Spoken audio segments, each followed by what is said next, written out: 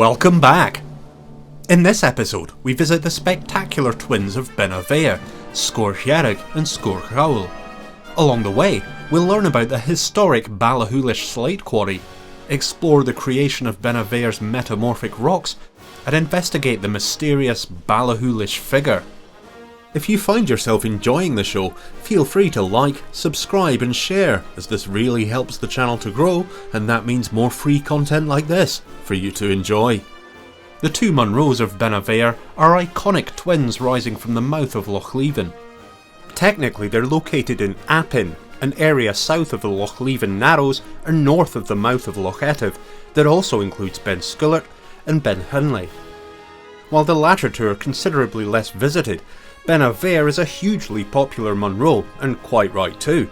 Its views, particularly from Sgorlleireg, are spectacular, and there's something for everyone on the mountain, with easy but airy scrambling on Schoolhouse Ridge, or a very pleasant forested standard approach if you're pushed for time. The ridge of Beinn is well worth the full traverse, and we mean from the lowest point, for the near constant panoramas that can be enjoyed on the way, and the remarkable brushstroke purity of the ridgeline between its easternmost peak Sgor Van and the Munro Sgorlleireg, an exquisite feature that has adorned the cover of many a Munro guidebook.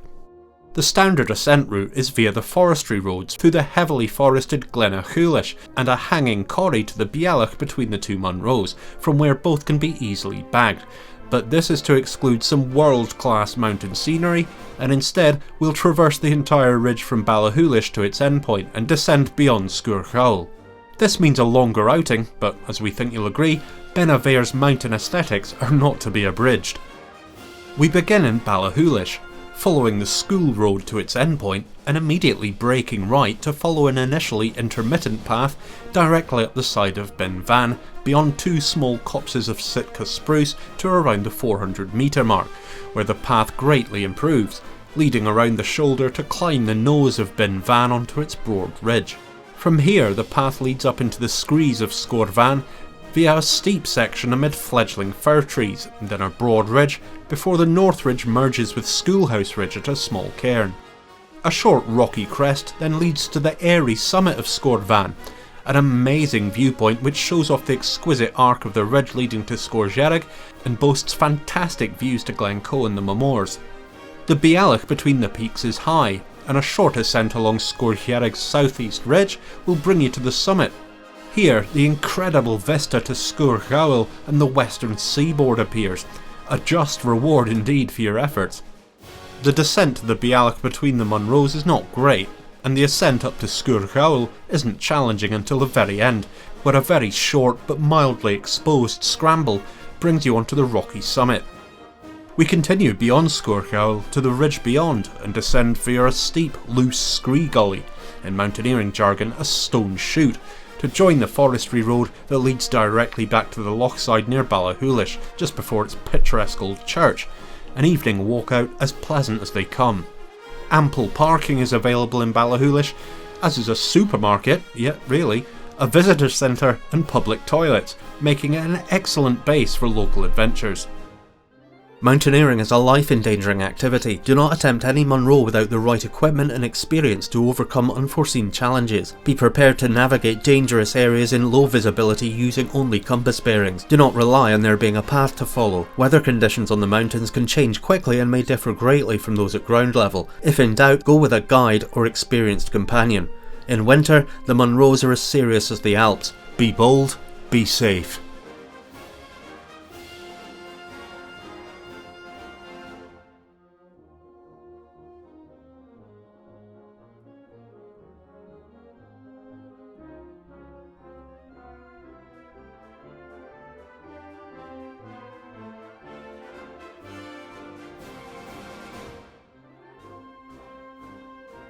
What's happening, guys?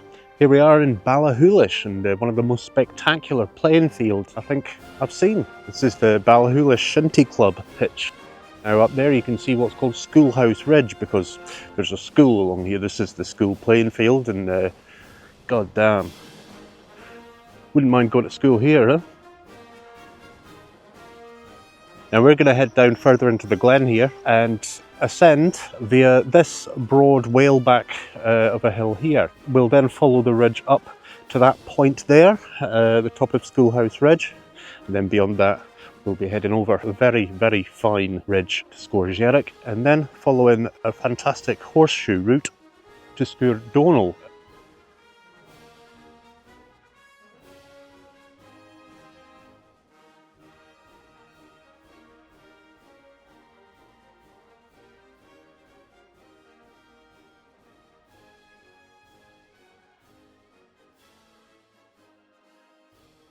Here we are making our way out of the Ballachulish village there. We're going to basically make our way up this other side of these trees up here, up the hillside, and then we'll join a path that takes us around to the shoulder up there, flattening kind of thing, and then basically we're heading up that ridge there, following it all the way up and beyond to the Munros.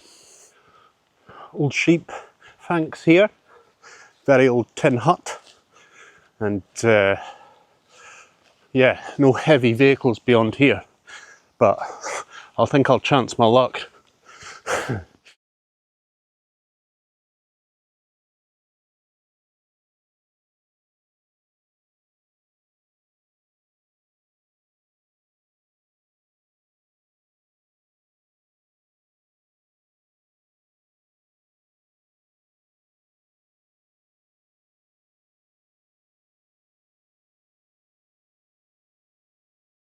Morning all. Well, we're getting a little bit of sunshine, patchy clouds passing over, but yeah, nice and warm, gentle breeze.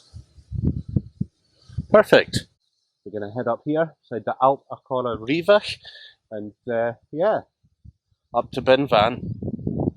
Let's go. Scoorcherrig means Red Peak, and Scoorchaul means Donald's Peak. But what does Beinn mean?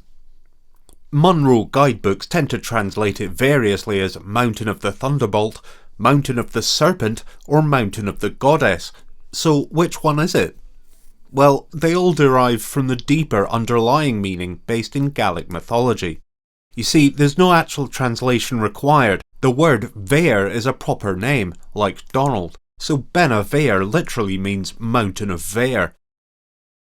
Here it refers to the Cailleach Bheithir, a powerful and terrifying goddess whose mood influenced elementary forces like the weather and the tides and could cause apocalyptic destruction. The general idea was to stay on her good side by showing respect through ritual.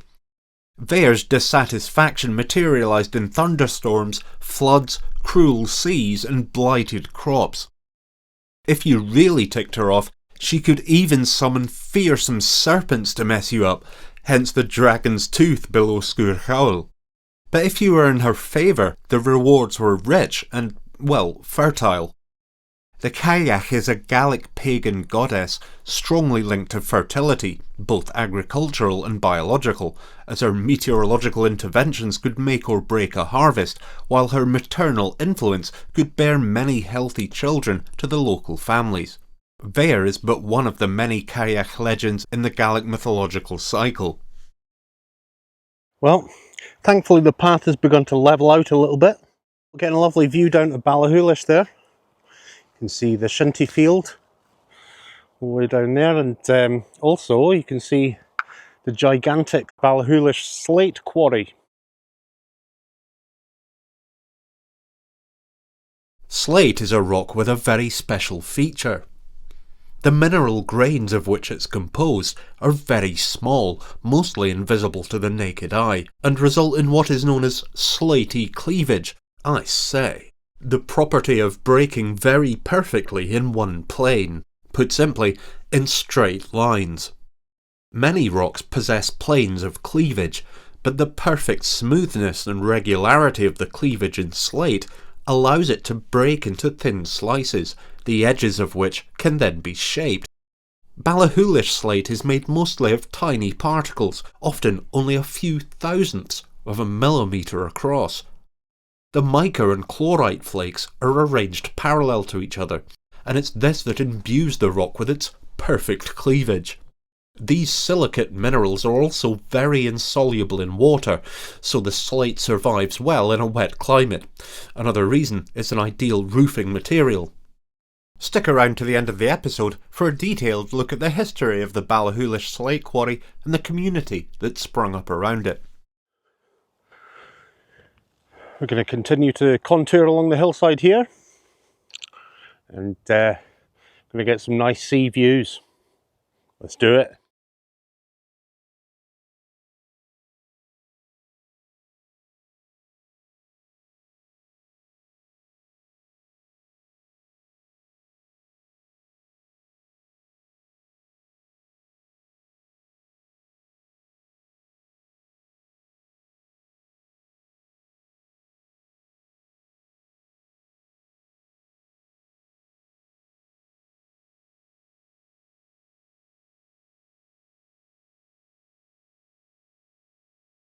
Well, here we are coming around the brow of the hill, and down there you can just see the Ballachulish bridge, Loch Leven joining the Firth of Lorne there.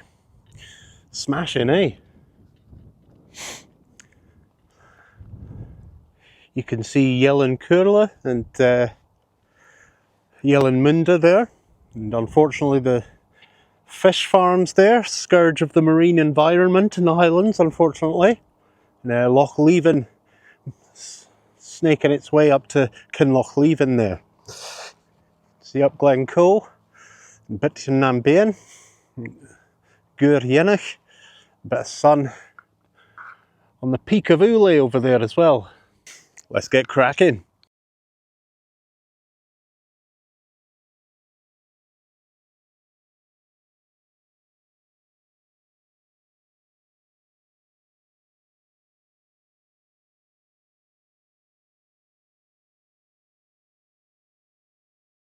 Well, here we are, reaching the levelling out at the summit ridge of Beinn. Nice profile there of Schoolhouse Ridge, and Scourgerig over there. It's a bit obscured by the cloud, but seen all the way down Glencoe. Just there. Not bad, eh? It's gorgeous. Now we're going to be making our way up the rest of this ridge here, up to the top of Scorvan. We're about 500 metres now, and that's 947, I believe, Scorvan. So a little over halfway, and going to continue up here over less steep ground. And the path up here has been pretty easy, to be honest. Steep, yeah, but nothing worse than we've encountered on the way.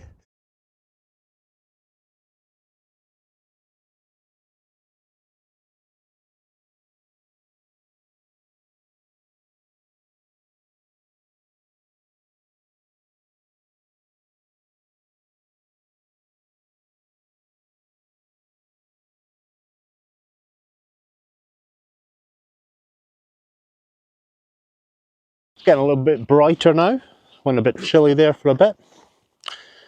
Again, getting fantastic visibility over there to the profile view of Schoolhouse Ridge, and you can see a couple of people up on there. In fact, more than a couple of people. It's been pretty busy today up there. And yeah, you get a fantastic view of all that lovely rock strata there. As James Hutton found out, all of those lines or levels, if you like, layers that you can see there, just angled away there, are remnants of ancient seabeds. Each level of that was once a seabed.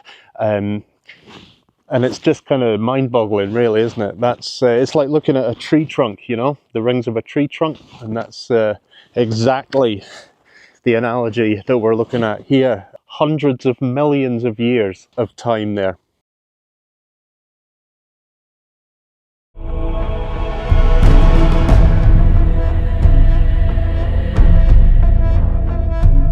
The Beinn Massif isn't just aesthetically pleasing, it's of immense geological interest. This is due to the complex composition of its underlying rocks that betrays its almost unbelievable history. Despite their appearance from afar, up close the Munros are notably different in character. The smooth curve of Scourgerig contrasts with the angular crag of Scourgeoul, because they're basically made of different types of rock that have been jammed together by forces too incredible to imagine. Scorsherrig is quartzite, thus more vulnerable to weathering, while Scoorchaul is granite, which as we know is one of the hardest rocks and tends to erode far more slowly and in blocks, resulting in the angular brutalism of its east face. Scorvan meanwhile is formed of both quartzite in its upper region and the Ballachulish slate on its lower east side. We know granite is an igneous rock, but slate and quartzite belong to a category known as metamorphic rock. There are three main categories of rocks: igneous rocks like granites and rhyolites, sedimentary rocks such as sandstones and limestones, and metamorphic rocks, from the Greek metamorphosis, meaning transformation. What eventually became the slate and quartzite of Ballachulish began as sedimentary rocks, ancient seabeds that were exposed to such tremendous heat and pressure that their component minerals recrystallized, fundamentally altering their composition. The Ballachulish slate is part of a series of rocks called the Dalriadan supergroup, which form most of the Scottish Highlands south of the Great Glen. They were deposited as sediment in a sea at the margin of an ancient continent south of the equator about 800 million years ago. Rivers flowing into the sea from the land carried a range of particles. Large sedimentary particles tend to settle first, and finer mud is carried into deeper water. So initially sandstones, which became the Glencoe quartzite, formed on a tidal shelf. However, as the water deepened, beds with a higher content of mud, such as the Leven schist, and limestones like the Ballachulish limestone, were deposited.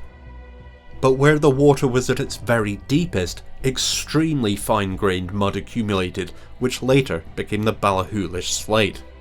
As it was buried, the mud hardened, forming shale, a fine-grained rock that breaks into sheets, but is too soft for use as a roofing material. As we know, about 470 million years ago, two continents collided, and the Dalriadan rocks were forced into a subduction zone, a region of the ocean floor where rocks sink into the Earth's mantle below the competing plate. Rocks along the edges of the continent were crumpled and forced up into a range of high mountains. Folding can often be seen in Dalriadan rocks on scales from a few centimetres to many kilometres. It's very hard to imagine how such great thicknesses of bedded rocks can be folded. But as we know from Glencoe's creation story, gargantuan forces are exerted over enormous amounts of time, many millions of years, by movements of the Earth's tectonic plates. The Dalriadan rocks were folded more easily as they were heated deep in the interiors of the high mountain range. As squeezing between the plates continued, the folds became ever tighter, and eventually the flaky mica and chlorite grains rotated and new crystals grew parallel to the fold axis. This is how the perfect cleavage, the perfectly straight lines of Ballachulish slate was born. The process of recrystallization that occurred here is called metamorphism, and all the Dalriadan rocks on the geological map are metamorphic.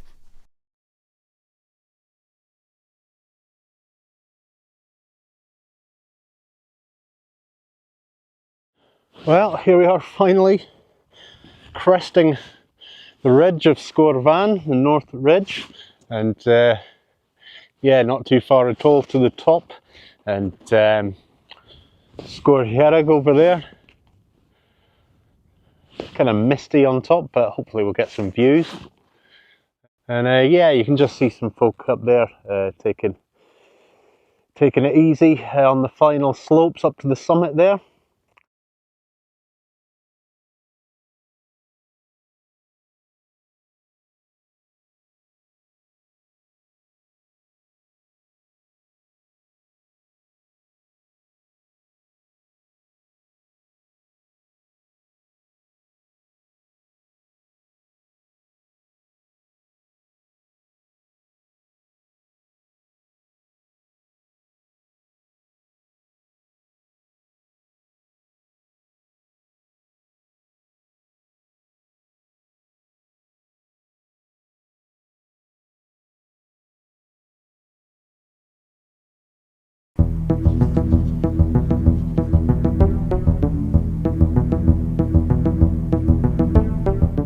For those seeking more hand-on rock action, Schoolhouse Ridge is accessed by continuing up the hillside from the initial gate until a second gate appears. Just beyond this, a small cairn on your right marks the start of the approach path. This is really straightforward, and it's only once the grass begins to peter out and the two rock steps or towers rear up in front of the walker mid-ridge that things start to get technical. The objective difficulty is very slight, and a few unexposed moves will bring you atop each tower. However, don't get too cocky, as immediately following the second tower lies an exposed rock rib that some will find objectionable, but fear not, there's an easy bypass path to the left that avoids the drops. The route continues up to the point where the two ridges combine, and a single path leads up to the summit of Sgôr Van.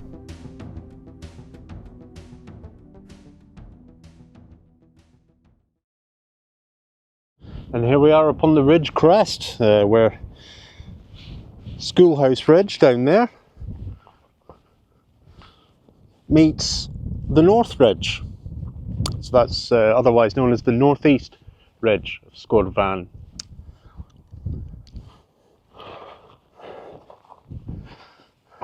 As you can see, pretty broad finish to it.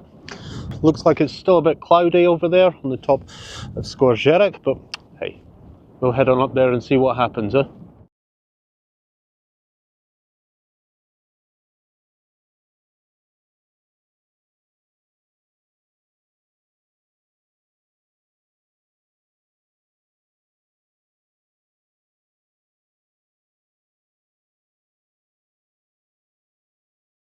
Well, here we are atop the lofty summit of Sgôr Van.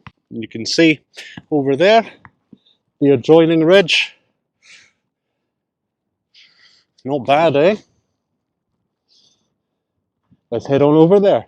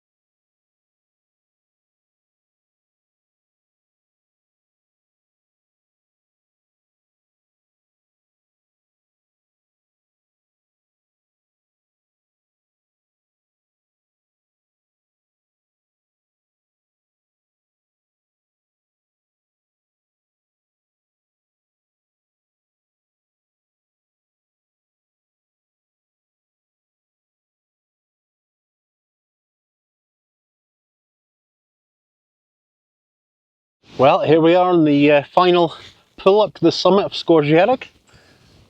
And the wind's died down a bit, and you can see the fantabulous backdrop we've got here. Lovely, isn't it?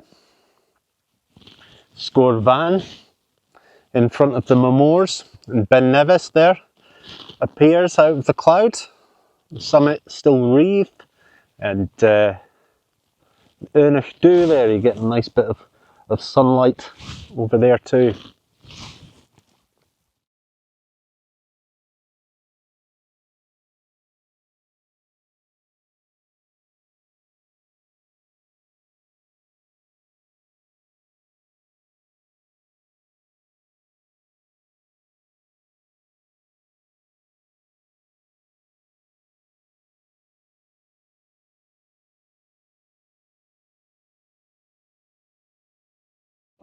Well, here we are on the summit ridge proper of Sgôr Xerac, and you can see Sgôr Goel over there, and magnificent view out to the sound of Mull, Firth of Lorne, and Beinn of Mull you can see there, towering on the skyline. very eroded boulder here, or what I would presume used to be a trig point. It is no more, as you can see. And this must get blasted somewhat off the Atlantic. Yeah, but wow, what a peak, and some stunning views to go with it. Magnificent. Scorsese.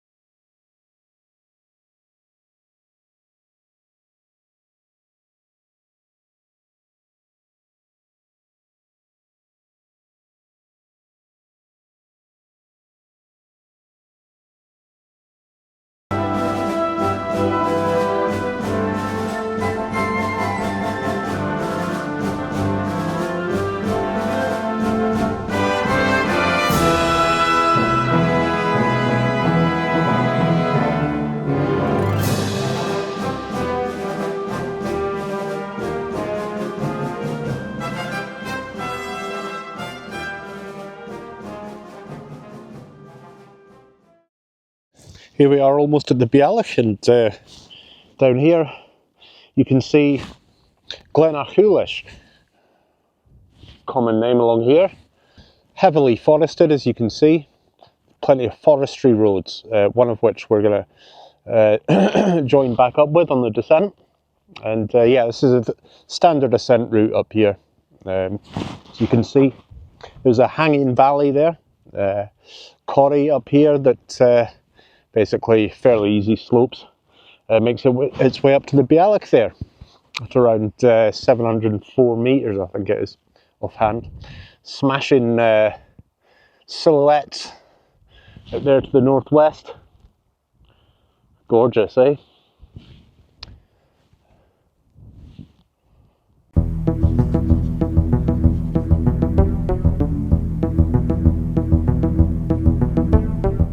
Surely ranking among the more enjoyable Munro approaches, the so-called standard route follows the forestry track from South Ballachulish up into the glen, before a path cuts through an enchanting, otherworldly woodland that wouldn't be out of place in Arthurian legend. The path climbs steeply out into the montane above the floor of the unnamed hanging corrie, with Scoorghaul appearing and a great view of the aforementioned Dragon's Tooth towering above the valley. The path then drops a little to the corrie floor before easily ascending the head wall to the Beallach. Now you only need to pick which Munro to do first.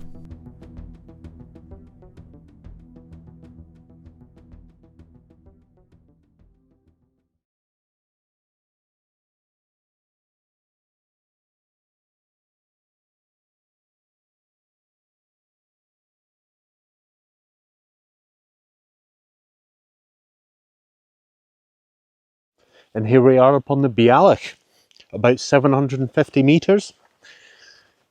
You can see Sgôr up there.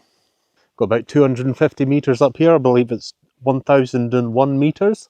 It's a little sting in the tail, a bit scrambling at the top, but or an exposed path. The choice is ours. We'll see what it's like when we get there, eh? Let's do it.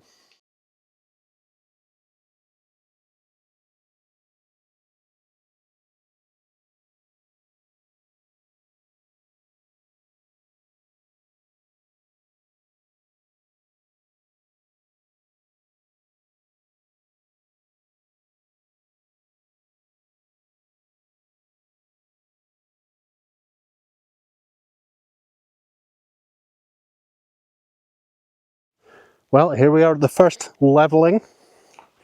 There's a couple of them on the way up to the final summit cone. You can just see up there, which is pretty rocky, but nothing too cliffhangery.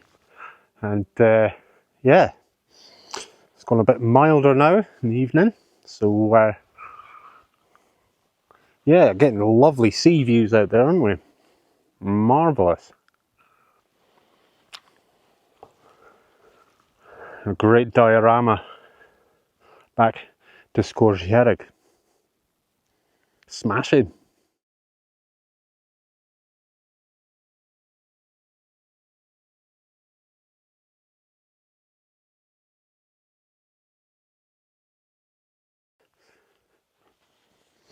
Yeah, we head up here, and the second levelling is a bit of a narrower ridge, but nothing insane. But yeah, wow, look at that. Cracking face, isn't it?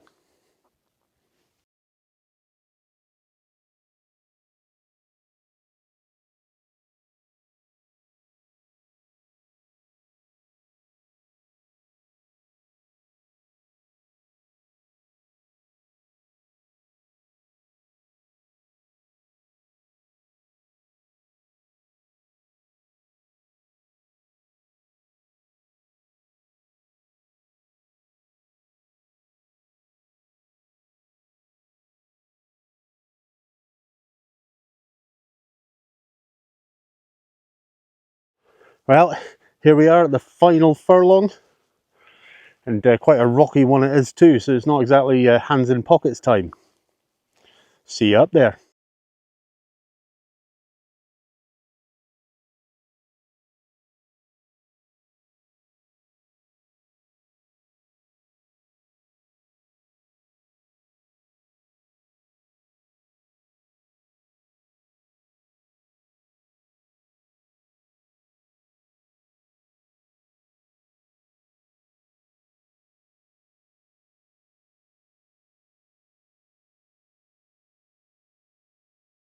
Here we are approaching the very final sting in the tail, this rock step up here, which is the easier of, or the, no, I shouldn't say easy.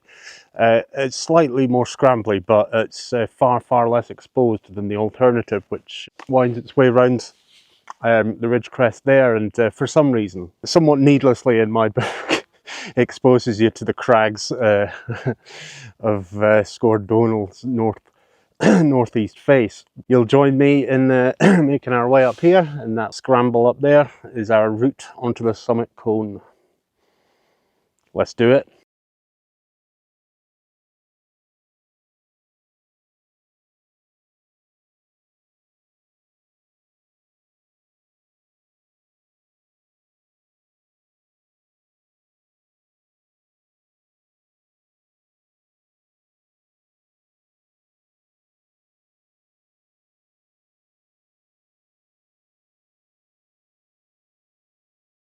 Just cresting the final ridge section, and this is pretty easy scrambling, I've got to say, and not much exposure, not direct anyway. You can certainly see the drop around you, but not you know, as I say, directly exposed to it. Ain't nobody got time for that. Well, I certainly don't. And yeah, from here it's a hop, skip and a jump up to the summit. See you up there.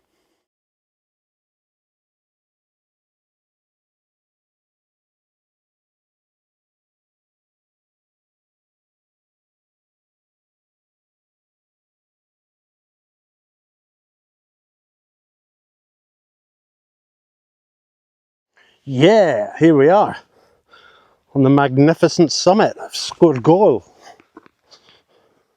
Wow, yowza.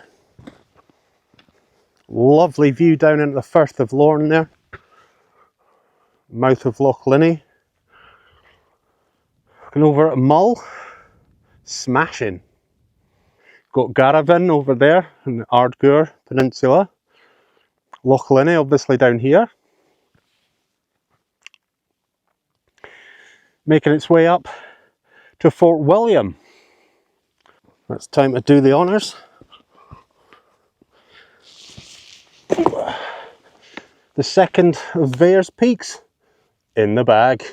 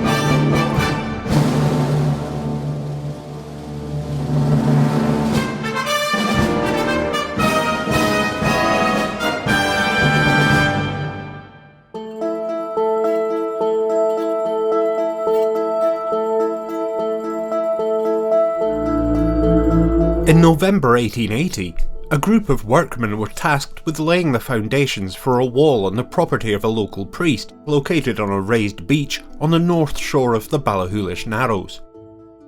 It would have been cold enough to see one's breath, yet the soft, peaty soil meant the work was not difficult and allowed the men to dig a ditch over a metre deep. As they made ready to lay the foundations, the workers were suddenly halted by a cry from the man working at the bottom of the trench. There was something in the peat, a smooth piece of what appeared to be oak, bearing human carvings. Whatever it was large, as their efforts had only exposed a small section that would not budge.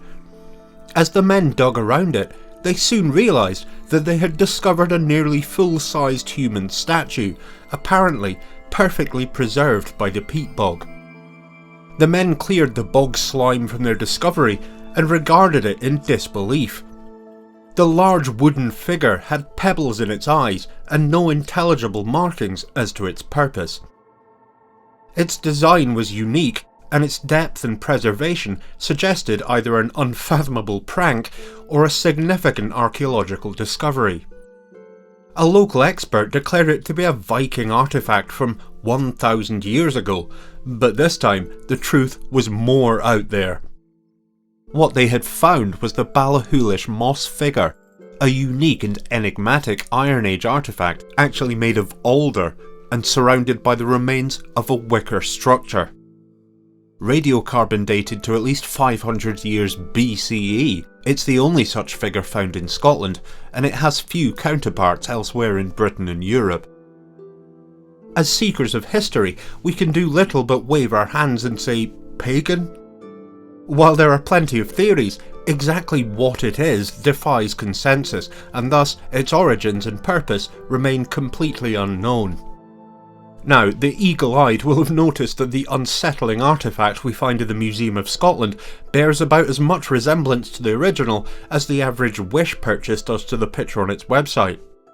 Creepy AF is almost certainly not the vibe its creators intended, and its current appearance is due to the way in which the figure was stored post-excavation. The peat it was found in was high quality and had preserved the figure very well, but with the catch that once you removed it from the bog and into oxidising atmosphere, it would start to decompose rapidly. To prevent this, the object must be kept in as similar conditions as possible to the bog, i.e. pretty wet. Unfortunately, there was simply no container big enough to put the artefact in on hand, much less to transport it to Edinburgh for examination.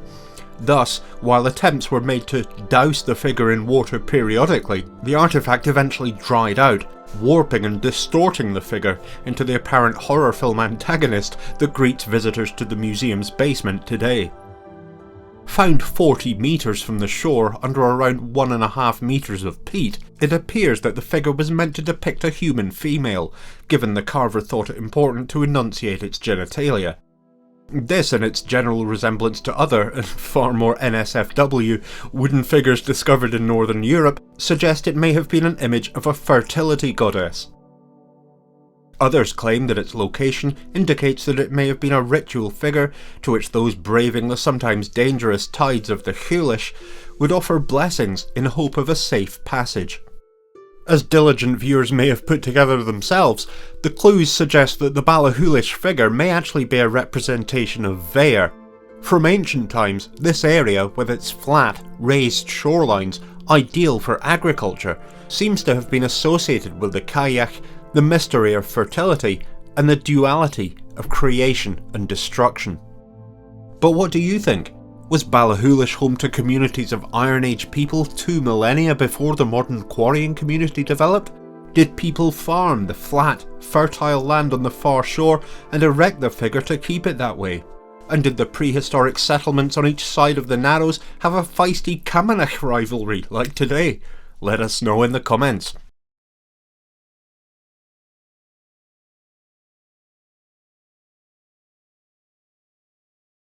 Ah, I see you're a die-hard viewer, eh? Staying past the summit panels.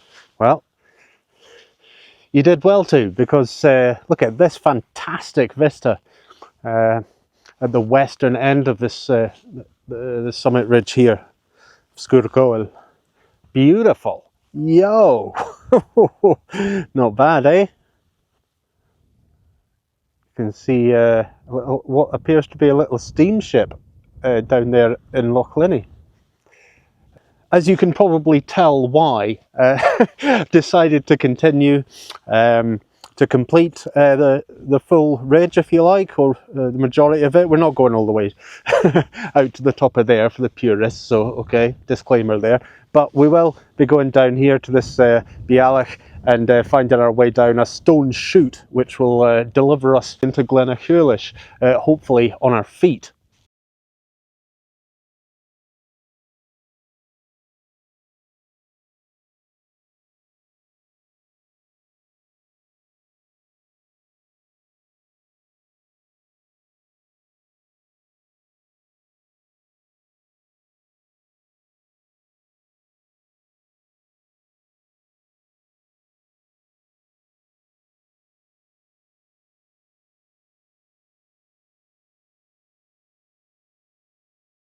Our exit gully is basically making our way down here. And then, yeah, down that, the fast way down. An incredibly aesthetically pleasing day out on the Munros on Bheithir. Yeah, hope you've enjoyed it.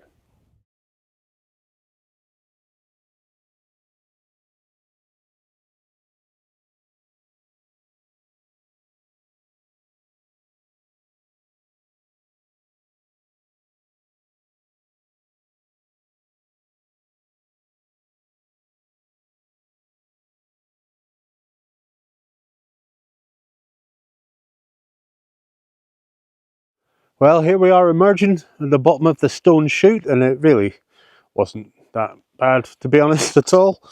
Pretty easy, if annoyingly slidey underfoot, but yeah, we're just now coming onto some more solid ground, thankfully. And over the lip of the corrie here, Corrie, we're going to drop back down and meet the forestry road, which will take us back around there to Ballachulish. Better get cracking.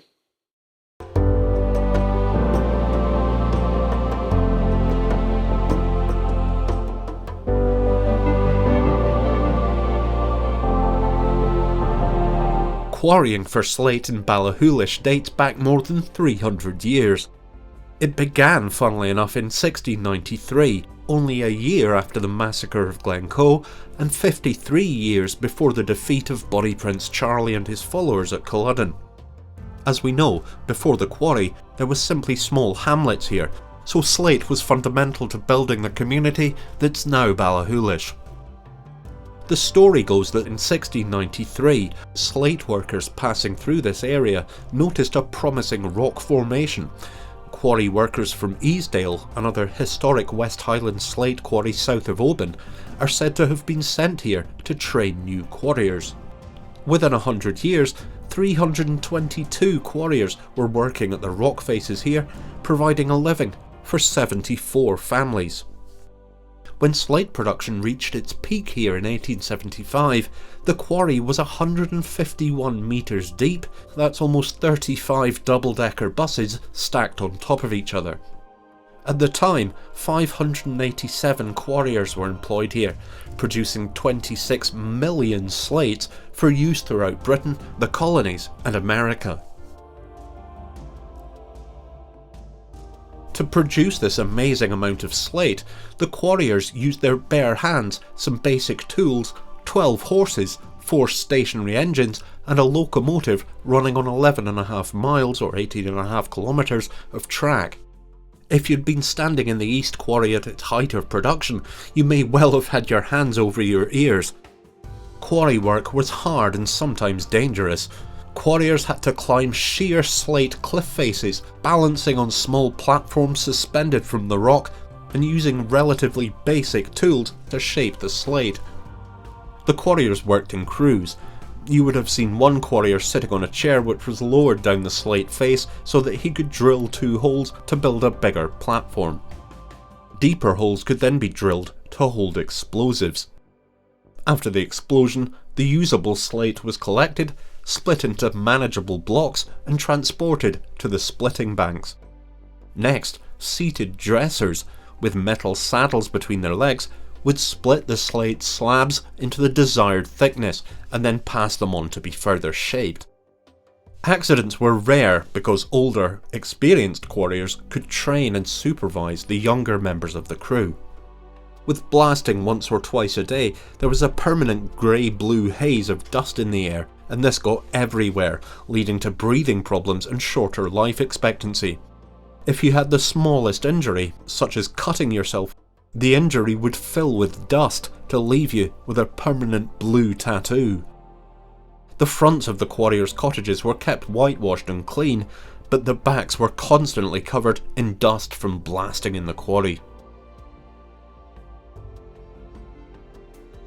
Quarrying required skills very different from the coastal crofting, which was how most West Highland people were making a living.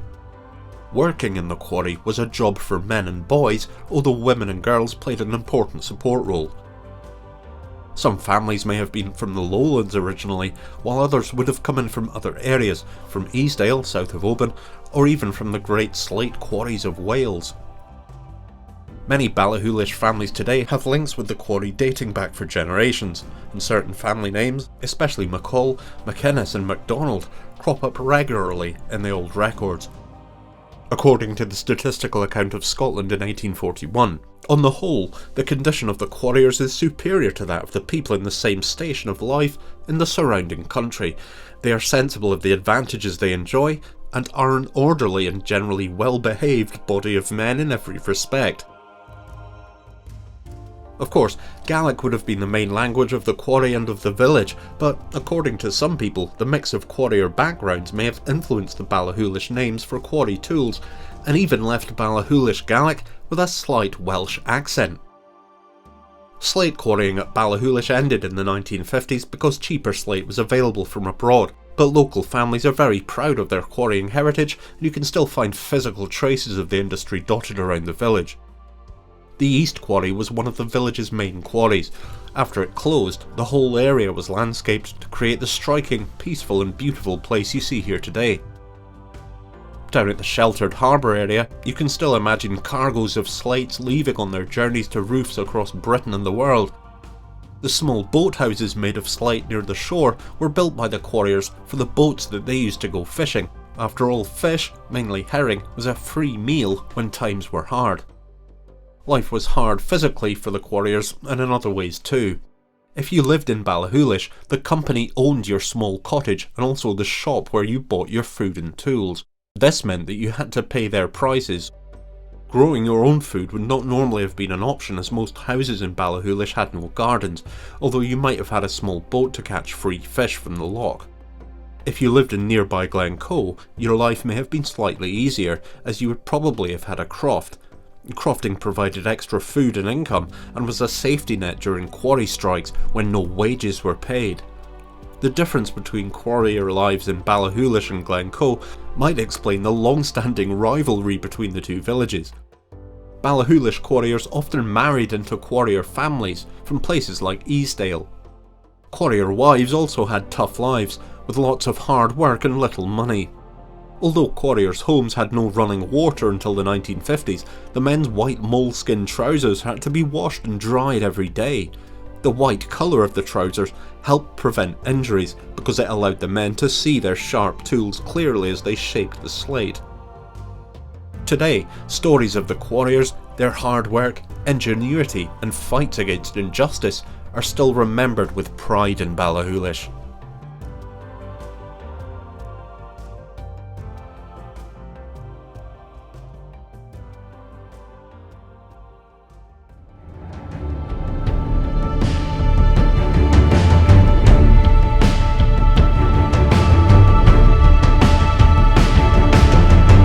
Thanks for watching.